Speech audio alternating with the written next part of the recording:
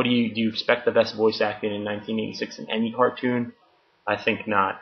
But it's dope as hell. And Kenshiro, he's the man.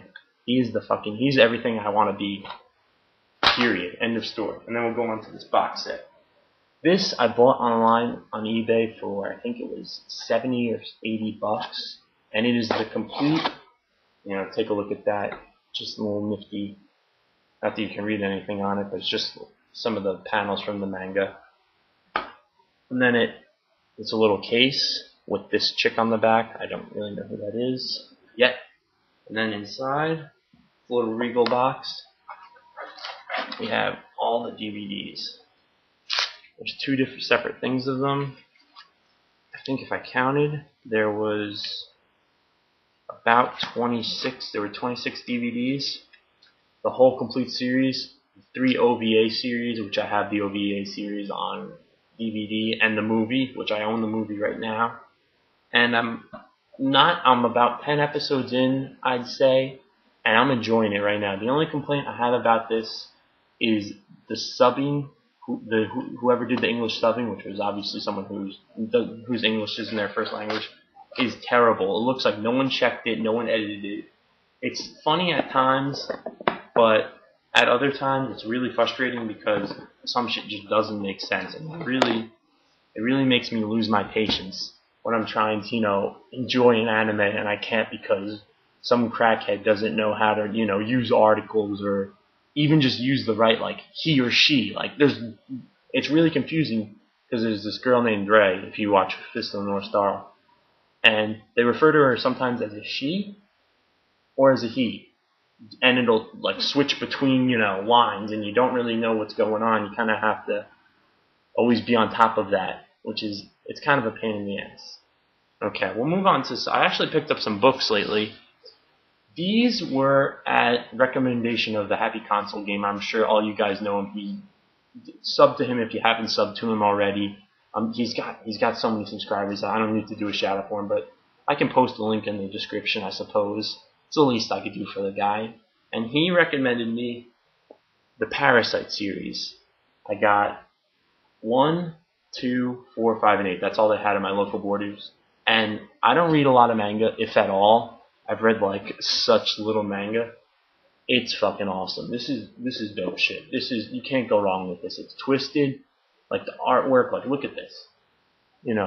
People with their heads chopped off and blood all over the place. There's a scene where the main character the parasite transforms into a penis. It's really twisted stuff, but it's a great story, and it's if you can find it at your local Borders or rent it at the library. I don't know anyone who goes to the library anymore, but get that and enjoy it because it's really like a hidden gem. I feel it's not mainstream manga like Death Note or Naruto or Dragon Ball or Dragon Ball Z. So check that out. And then another thing I got, as you know, I am a fan of those 2D fighters, the Street Fighter Tribute Art Book. This thing is filled with, I think it was almost 300 or so pages of art. It's just cool, a just cool thing to have. It was 40 bucks, which is not cheap. And it's just a cool thing to have to look through once in a while. It's like a bathroom book, I suppose you'd call it. If you're into bathroom books, which I am, I like, to enjoy something while I'm, not that I would ever use this in the bathroom, but hey, to each his own. Yeah, it's just a nice, a collector's item, I would say it is. It really is just a collector's item. And still has that new book smell, which I love that new book smell. Alright, so the next thing I want to go on to has a little bit of a backstory. Okay, so as you know, I go to Play and Trade. As I don't know if some of you know, some of you might not know, I might have mentioned it. And the last time I went there, let me just sort this stuff out.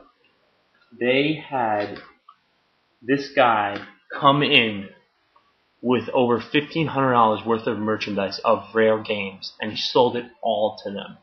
My friend DJ, which I don't know, this is the third time I'm recording this video. I don't think I mentioned it.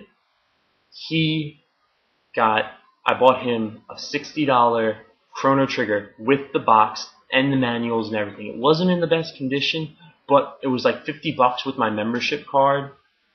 That's like why wouldn't you purchase that just to have it and say you have it? So I actually picked up quite a few games from them. And then we'll go through them one by one. Okay, I made 2 trips. I'll go through the first trip and then the second.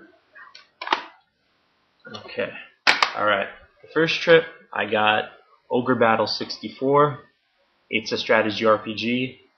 I haven't popped it in yet, I have to admit, but I'm really looking forward to getting to this game, but I'm just trying to like clear some of that backlog before I pop in a brand new game and start it, because it's an Atlas game, so you know it's going to take me a while, like they did with the Persona series and they did with the other series. And then I got Air Guys. I kind of regret getting this. It's, you kind of look at it and like, oh wow, Final Fantasy characters in a fighter, oh yes please, but it's really clunky and it's really just a shitty fighter. So I bought it. It's a collector's item. It's kind of just a cool thing to have. The one thing that does suck, that there's no instruction manual, it's just a piece of paper. But I got it for I think $25.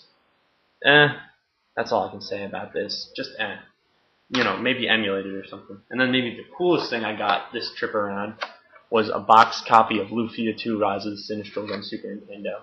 Now, let's pop this baby open. It came with the... Look at the condition this manual is. That's just incredible to me. Yeah, if I can get that in the shot. It's all practically mint. This guy was, it's like the hero. And then I got the game right here. It's in really great condition. Like, look at the back. It's nice and crisp. Everything is just in top-notch condition. And this guy could have made so much more money if he just sold this stuff online. As for what I have to say for the game, it's just a classic RPG. The fighting system is great. I'm enjoying playing it so far. I'm about 45 minutes in, which is, not much considering it's an RPG, but it'd be just cool to have. Alright, for my second time around, I actually had to get my tires changed, and something messed up, so I had a few hours to spare while they were sorting things out, getting the tires, whatever, that doesn't matter. And I went to Plane Trade again, and I couldn't resist. We'll go with this. Legend of Mana.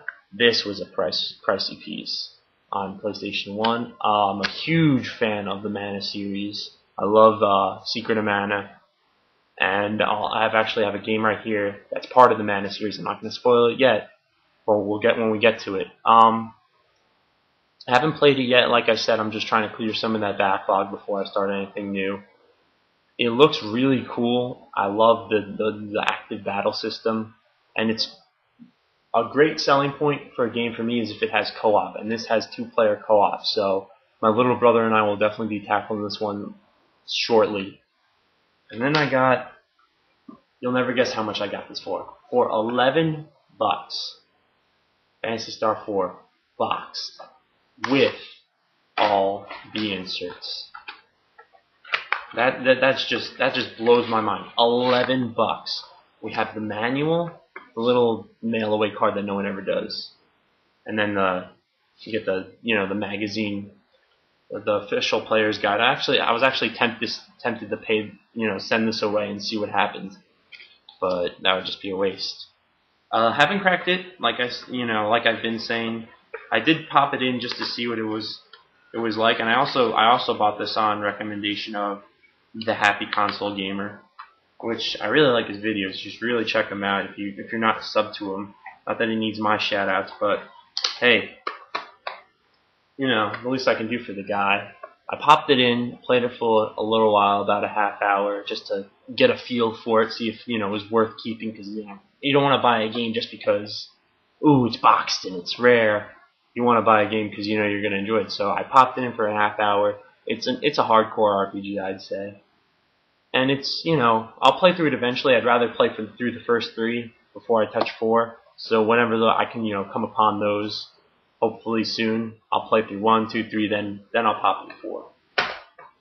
Okay, and then the final thing, and this was part of the Mana series, I have Secret of Evermore boxed with the manual, the cartridge. Once again, all this stuff is in such great condition, and I got this for, I forget the price, was 50 or 40 bucks. I played through Secret of Evermore. It's not my favorite, my personal favorite in the Mana series, but it's decent.